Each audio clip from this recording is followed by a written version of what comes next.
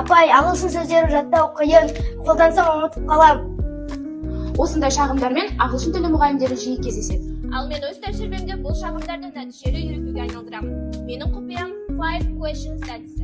What, when, where, why, who is. Бар болғаны 5 сұрақ, бірақ әсері керемет. Іс жүзінде бірге дәлелдейді. Okay, let's start. Cook. What? Firdaus. Okay, next. Cook when? Alright. Very good. Where? Answer. At home. Cook. Why? Open-eye. Make it tasty. Who is? Нұршауқат. Where's my mom?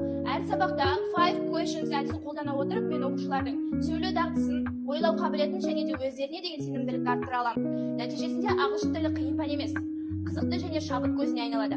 Ал мен үшін бұл әдіс ағылшын тілі үйретудің жаңа тынысы.